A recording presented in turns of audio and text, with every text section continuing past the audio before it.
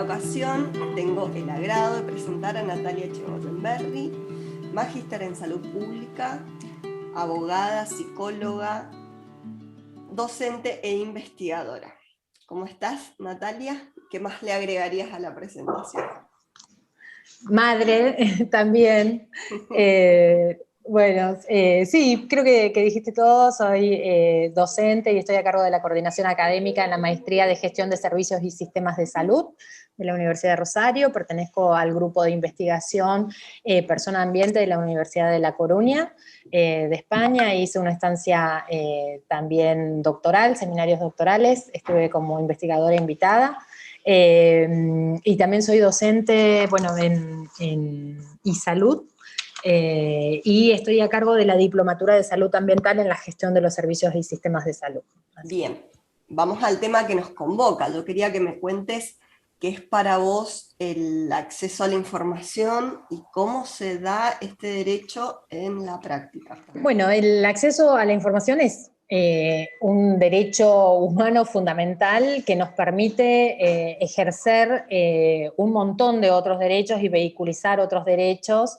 Es lo que es considerado un derecho de acceso o una precondición para poder participar, ¿no? Para que la ciudadanía pueda participar. Acceder a información en asuntos ambientales es fundamental. Primero para controlar, digamos, tiene como una dimensión tanto individual como una dimensión colectiva, ¿no? Nosotros podemos controlar qué está haciendo el Estado en materia ambiental. Como ciudadanía nos permite también que el Estado rinda cuentas de lo que está haciendo y que nosotros podamos saber esto, digamos, es como el núcleo. Los derechos de acceso son el núcleo de cualquier Estado democrático, de cualquier Estado de derecho, ¿no? Porque nosotros tenemos que acceder a información, tener las precondiciones también para participar, y la participación es el centro de un Estado democrático, ¿no? Sin participación activa, no hay cambio social posible tampoco, y entonces por eso es tan constitutiva de la misma ciudadanía, y si estamos hablando de ciudadanía ambiental, tenemos que tener garantizados estos derechos. Diferentes instrumentos, digamos, nosotros tenemos una ley en materia de acceso a la información pública, que justamente desde el año 2016, y entró a regir a partir del 2017, cuenta con un marco jurídico, digamos, interno que consagra este derecho a la información pública en todo lo que es el Estado nacional, inclusive en relación a las empresas que el Estado administre o participe, incluye también a los ministerios públicos. Está basada en diferentes principios, ¿no? De publicidad de la información, de transparencia, de máxima divulgación, de informalismo. No nos tienen que pedir ningún tipo de requisito ni justificación de, por ejemplo, por qué estamos pidiendo información pública al Estado. El Estado nos tiene que rendir cuentas, ¿no? En ese sentido nos coloca en una posición activa, de apertura, de no discriminación, de gratuidad de ese acceso a la información pública. Vemos por ahí en algunos municipios que cobran cualquier trámite que realizas y condicionan el derecho a la información, o te piden que justifiques por qué estás pidiendo acceso a la información, ¿no? Y siempre tiene que regir el principio de buena fe y de facilitar esa información, porque es deber del Estado transparentar tanto activamente como pasivamente, ya sea por requerimiento del ciudadano o tener cierta información en sus páginas institucionales. Cualquiera que quisiera investigar podría ver qué está haciendo el Estado y qué está haciendo en materia ambiental. ¿Qué es lo que sucede? Bueno, es que hay una brecha gigante entre el derecho tal cual como está consagrado y la implementación, ¿no? Y eso, ¿por qué? Porque también la ciudadanía no conoce los derechos. Entonces, al no conocerlo, no puede ejercerlo. Entonces no conoce, gran parte de las personas, inclusive activistas ambientales, no utilizan el acceso a la información pública como mecanismo o como herramienta para acceder a información. O si la utilizan, el Estado muchas veces niega, contesta parcialmente, impone barreras administrativas, económicas, o existen muchas barreras también culturales, simbólicas. Digo, hay muchas personas que no están alfabetizadas, no están escolarizadas, y por lo tanto no es sencillo utilizar la herramienta, si bien uno lo puede escribir a mano alzada y pedir información al Estado, no tiene requerimiento, por eso al principio es importante conocerlo. Claro. Sin embargo, bueno, existe esa gran barrera entre la ciudadanía que puede, y cómo se vincula y cómo se relaciona con el Estado o con los organismos del Estado, ¿no? Así que nosotros lo tenemos garantizados en la ley, pero también ahora tenemos un gran avance en relación a los derechos de acceso en el Acuerdo de Escazú, que regula los derechos de acceso a la información, a la participación y a la justicia en materia ambiental, ¿no? Eso es un gran hito en estos derechos, ¿no? Pero sabemos también que sin estas precondiciones, que es poder comprender la información también y apropiarse de esa información y trabajarla, retrabajarla, porque también hay muchos organismos del Estado que hoy por hoy están publicando un sinnúmero de datos en datos abiertos, que realmente también no es información clara, no está en lenguaje claro, sencillo, comprensible para personas concretas, ¿no? No está en diferentes lenguas, y nosotros somos un país multicultural, multiétnico, y tampoco está adecuada intergeneracionalmente, ni para las personas mayores que pueden tener brecha digital para acceder a información, ni tampoco para niños y niñas, ¿no? Y entonces ellos también tienen derecho a saber qué estamos haciendo con el ambiente.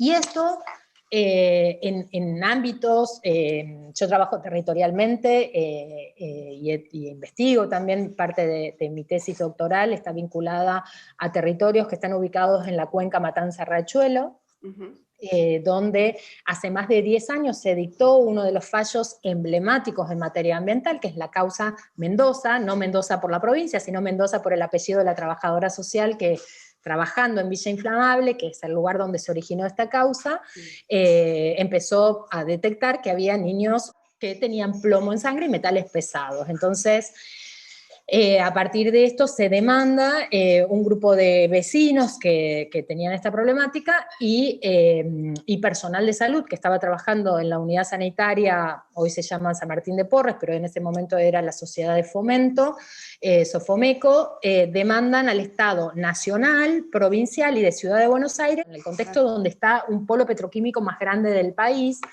inclusive de Latinoamérica, donde ordenan, digamos, solicitan la reparación del daño ambiental y que se inicien procesos de remediación, ¿no? También del suelo. En esto la Corte Suprema, en el 2008, se considera que tiene competencia originaria para entender en el asunto ambiental, no así en los reclamos individuales iniciados por la reparación del daño producido en la salud de ellos, de los reclamantes, y es un fallo, digamos, innovador en materia ambiental, y en esto condena al Estado, o sea, a los 3 estados, a estas 3 jurisdicciones, a sanear el riachuelo y fija 3 objetivos estratégicos vinculados con la mejora de la calidad de vida.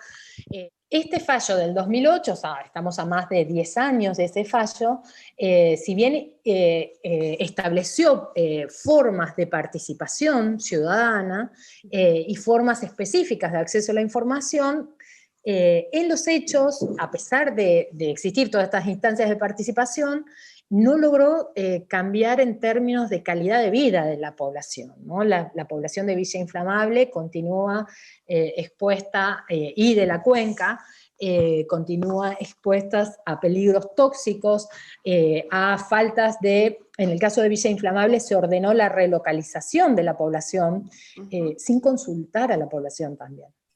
Entonces, digo, ahí es cuando se niegan también, cuando el derecho a la información y a la participación, hoy por hoy, o sea, hace más de 10 años que se establecen mesas, hay más de 5 mesas de distintos tipos, mesas por la salud, mesas por la relocalización, mesas por el tema del agua, mesas por la gestión de residuos, mesas para la distribución del mientras tanto que ya pasaron 10 años, para atender los problemas emergentes y urgentes. Son todas esas mesas que están activas. Y sin embargo, o sea, de todas estas mesas, nadie les preguntó a las personas, ¿ustedes quieren ser relocalizadas? ¿Existen otras alternativas? ¿Podemos relocalizar a las empresas del polo petroquímico en lugar de a las personas que viven previamente también a las empresas del polo petroquímico? ¿Podemos reconvertir estas empresas para que adecúen sus procesos y sean sostenibles? ¿Es compatible estos dos usos del suelo, uno industrial y otro residencial? Esto es muy interesante porque si bien en los discursos estatales, de organismos internacionales, de la misma comunidad, se considera la participación un elemento central de la democracia, en los hechos concretos esta participación termina siendo ficticia. Aun cuando existen dispositivos, aun cuando existen mesas, ¿por qué? Porque no participan ni siquiera del tema por el cual son convocados a participar, ¿no? Nadie le preguntó, o sea, le están preguntando sobre las condiciones de relocalización, pero no sobre el tema de la relocalización. Desde una de las organizaciones en las que trabajo, que es una organización de derechos humanos, interpuso un amparo justamente para garantizar el acceso a la información y la participación de la ciudadanía en el proceso de relocalización, porque también el proceso de relocalización se estaba haciendo a espaldas de la comunidad. Esto hicieron lugar a ese amparo por la participación, que es un amparo muy trascendente también en materia de participación. Sin embargo, desde las instancias estatales se siguen generando procesos de participación ficticia con comunidades ficticias, ¿no? Porque también eso de pensar que la comunidad tiene un único interés y es una sola, también es ficticio, ¿no? Hay múltiples comunidades dentro de las comunidades, ¿no? Y hay múltiples intereses, hay múltiples actores, entonces eso es lo que no da cuenta estos espacios. Muchas veces tampoco se realizan con las condiciones formales que deberían tener estos espacios. Es decir, si yo te voy a invitar a participar, esa participación tiene que estar condicionada a que vos tengas previamente información. Información, claro. Que esa información sea adecuada culturalmente para la persona concreta o las comunidades concretas o grupos que van a ser invitados. Que esté que pueda tener como antecedentes procesos de educación también ambiental, para que esa información técnica pueda ser traducida y entonces la decisión que puedan tomar en una sea realmente fundada, ¿no? Y que además eso que deciden sea tenido en cuenta para generar el cambio en la política pública. Porque hay poca receptividad de las propuestas de las comunidades. Las comunidades, como señala Foucault, ¿no? No hay nadie que sepa más de política carcelaria que los presos. Sin embargo, los presos no son los que están haciendo la política carcelaria, ¿no? De cuáles son identificar problemas, generar las soluciones. Y entonces ahí Foucault nos dice, bueno, a él le repugna esta representación por otros y nos da el lugar, digamos, de aquellos que somos como voceros, ¿no? O habla del rol de los intelectuales, es de legitimar la voz de quien no tiene voz, no de hablar por ellos, sino de generar las instancias, desencadenar los procesos que las personas puedan empoderarse y puedan hablar por sí mismas, y puedan disputar el derecho a participar, a informarse y a decidir, y que su decisión tenga lugar en la Corte Suprema, tenga lugar en las instancias judiciales, pero también en las instancias administrativas, ¿no? Que eso es el acceso a la justicia real de las comunidades, ¿no? Cuando pueden decidir en todo este proceso de implementación, de elaboración de políticas públicas, de implementación y de evaluación de esa política pública para ver cómo funcionó en el territorio concreto. ¿Y qué papel juegan acá? Porque justamente lo que decimos, por ahí las mismas personas involucradas no tienen la formación necesaria para entender e incluso y ni siquiera conocen los mecanismos del procedimiento. ¿Cómo hago para participar? Entonces, ¿qué papel juegan en todo esto las organizaciones sociales, etcétera? O sea... Sí, ahí juegan un rol fundamental justamente en esto, en desencadenar procesos de empoderamiento comunitario para que puedan expresar sus demandas, puedan percibir el peligro tóxico al que están expuestos, porque hay baja percepción del riesgo en las comunidades, ¿no? Entonces, también en ese sentido serían como unas mediadoras o facilitadoras, digamos, las organizaciones, un nexo, un puente, y articulador, y por momentos también en relaciones de confrontación, colaboración o con el Estado, ¿no? Porque hay que también, cuando el Estado niega la participación, obtura procesos o son procesos ficticios, también dar cuenta de esos procesos, tanto en los ámbitos, por eso es tan importante como pensar en esos, Rodríguez Garavito en uno de los últimos libros menciona el rol de los profesionales anfibios, ¿no? Estos que pueden manejarse tanto con las comunidades como con la academia y producir información tanto para comunicar, pero muchas veces también tratando de ser lo más objetivo posible, ya que no podemos ser neutrales, ¿no? Acá hay una cuestión política. O sea, todos estos procesos ambientales están atravesados por cuestiones políticas, ¿no? Y entonces cuando investigamos también hay una cuestión política en cómo se está produciendo información, quiénes hablan en estas investigaciones. Entonces, por eso es tan importante poder develar estos procesos de negación de ciudadanía o de ciudadanía invertida que se dan en los territorios, ¿no? Donde aun cuando participan, sus voces no son tenidas en cuenta, donde hay mucha asimetría entre el saber técnico y lo que sabe la comunidad, donde también quien produce información técnica, pueden estar cooptados por grandes intereses económicos, por grandes empresas, quien financia las investigaciones, también por eso es tan importante fortalecer desde el Estado investigaciones propias, legítimas, no financiadas por laboratorios, no financiadas por empresas que tienen interés en los resultados, que no se generen esos conflictos de intereses. Por eso también es importante estos procesos de transparencia que tiene que darse el Estado en todos los organismos, ¿no? Así que en eso me parece que es fundamental el rol de las organizaciones, pero sobre todo que puedan tener una mirada comunitaria y que puedan hacer que las personas se apropien del derecho para poder ejercerlo. Eso es... Sí, es como que bajan la información esa que está como codificada de alguna manera a su entendimiento, y eso me parece que se necesita ese nexo, y que tampoco sea, sí confrontar en el sentido de lograr el cambio, o sea, confrontar al Estado desde ese lugar, pero en realidad necesita también tener una comunicación fluida, y eso de no te voy a atacar, sino que, a ver, los intereses en realidad son los mismos. Sí, sí, tal cual, coincido ahí con lo que mencionás, Jimena, y me parece fundamental en ese sentido el rol que ocupan las organizaciones sociales, las organizaciones comunitarias, el poder proveer herramientas para el uso y el ejercicio del derecho, para poder poner en primer lugar, digamos, los derechos económicos, sociales, culturales, ambientales, que puedan también generar esta demanda en términos colectivos, ¿no? Para que puedan, nosotros, digamos, desde organizaciones sociales, lo que podemos hacer es facilitar aprendizaje, desencadenar esos procesos de empoderamiento económico, social, de integración social, laboral, para que las personas puedan por sí mismas también reclamar estos derechos. Esto del acceso a la información,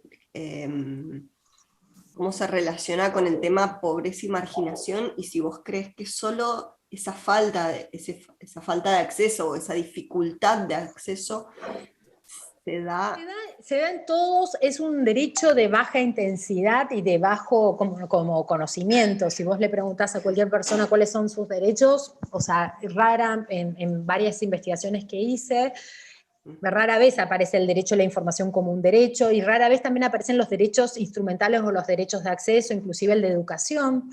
Hay derechos invisibilizados, por eso digo, son derechos de baja intensidad y son derechos instrumentales, pero también son derechos en sí mismos, ¿no? Nosotros con información podemos decidir si queremos quedarnos, si queremos relocalizarnos, si queremos...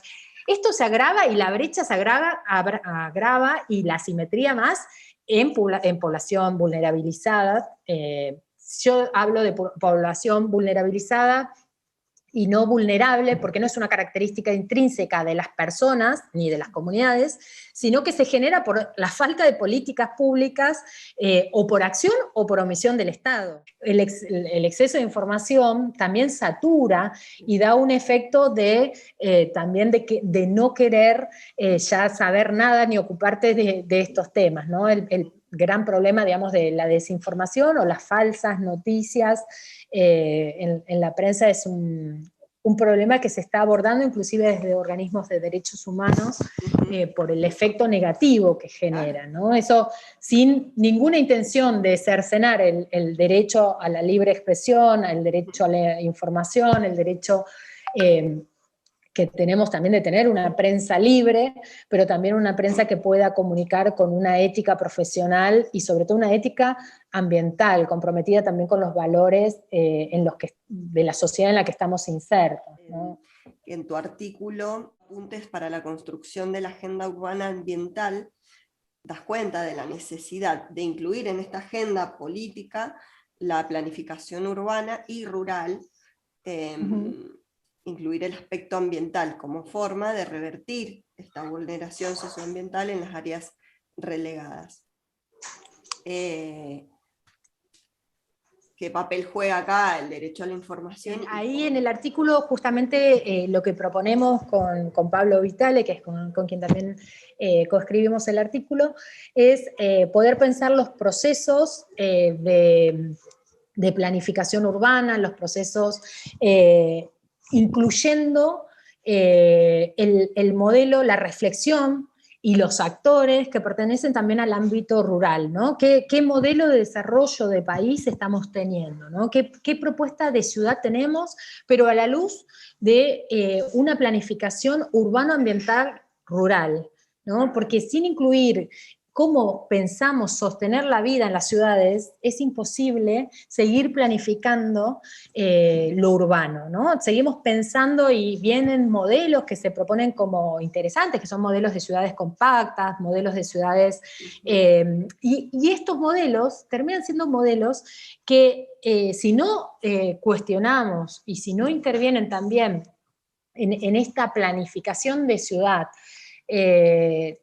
los actores estratégicos que están vinculados a la sustentabilidad de la vida, ¿no? Esto es algo tan básico, cómo nos estamos alimentando, qué estamos produciendo, cuánto daño a través de un modelo de monocultivo estamos produciendo en términos sociales, ¿no? Porque tenemos cada vez que el campo expulsa, son campos, o sea, como han dicho, un desierto verde, que expulsan cada vez más a la ciudadanía hacia las ciudades y hacia los márgenes de las ciudades, donde sabemos que también cada vez están los márgenes de las ciudades cada vez más segregados, y no están integrados socioeconómicamente. Pero ¿cómo integrarse a una sociedad también, a una ciudad, a un modelo de ciudad que no es sustentable, ¿no? Y entonces cómo poder empezar a pensar diferentes acciones para que estas ciudades sean sustentables en términos ambientales, sociales y de género, ¿no? Y una de las propuestas es justamente incorporar en esta discusión también la discusión sobre el modelo de desarrollo, sobre lo rural y qué es la ruralidad y qué ahora, digamos, en algunos países europeos se ha dado lo que se llama como un retorno a lo rural, ¿no? Justamente provocado por la pandemia. Pero lo cierto es que no tenemos a qué retornar nosotros, porque tenemos campos vacíos produciendo soja y trigo y transgénico, y tenemos en estos campos pueblos y escuelas fumigadas.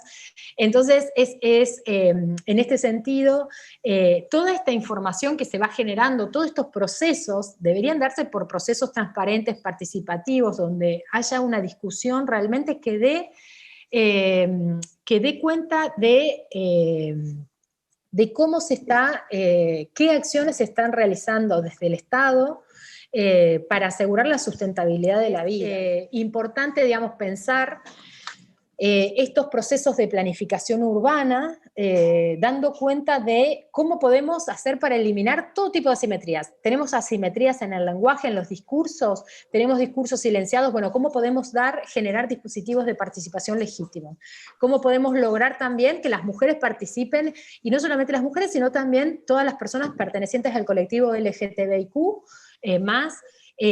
¿por qué? Porque sufren de manera diferencial los impactos ambientales y también los impactos urbanos, ¿no? Entonces, tenemos expectativas de vidas diferenciales, o sea, esto se traduce en indicadores concretos de formas de vida, ¿no? Las villas y asentamientos tienen mayor mortalidad de personas por causas externas, esto es por homicidios, por suicidios y por accidentes, y los accidentes no son accidentes, son provocados por falta de políticas públicas de urbanización. ¿Por qué hay más accidentabilidad en las villas, en los barrios populares, ¿no? Entonces, esa forma de pensar, queremos, digamos, hay toda una corriente que quiere la integración de los barrios populares a la ciudad, pero la ciudad también tiene que integrar la dimensión rural, ¿no? Claro. Y esta idea de ruralidad, que ya hay muchas investigaciones también donde se habla de la representación social sobre lo rural como algo devaluado, se habla también de urbano-normatividad, ¿no? Porque lo urbano no es el espejo o son los lentes con lo que vemos lo rural también, ¿no? Eso, Fátima Sousa, una investigadora española, ha hecho mucha investigación sobre lo que son las representaciones sociales de lo rural y cómo siempre es visto como devaluado en relación a lo urbano, ¿no? Entonces tenemos que revalorizar también todos aquellos espacios devaluados, ¿no? Y todos aquellos territorios y todos aquellos territorios que son devaluados desde una mirada hegemónica estatal oficial, ¿no? Y entre eso también los territorios indígenas que siguen considerados, digamos, y las personas pertenecientes a pueblos indígenas no son tenidas en cuenta, ¿no? Y estas comunidades que son no tenidas en cuenta por el Estado, a pesar de tener normativa de derecho nacional e internacional que obliga al Estado a tener en cuenta las voces y la participación de las personas, y por lo tanto está obligado a comunicar interculturalmente, y el Estado tiene que regirse por el principio de no discriminación y de igualdad, ¿no? Y entonces tiene que hacer mucho, acciones afirmativas para eliminar este tipo de barreras, ¿no? Y el centro del acceso a la información es un punto muy importante para el ejercicio de todos los otros derechos económicos, sociales y culturales, ¿no? Me parece que en ese sentido es fundamental la garantía y pensar cómo hacemos para garantizarlo, ¿no? Merlinski, y habla en términos también de la falta de participación, genera también lo que se llama violencia ambiental, ¿no? Esto es una forma de violencia ambiental, entonces, bueno, todas las formas de violencia tienen que ser erradicadas, y entonces también tenemos que generar... no tener información no te va a permitir participar en igualdad de condiciones, no tener también la suficiente traducción de esa información y adecuación cultural, étnica, etaria, tampoco.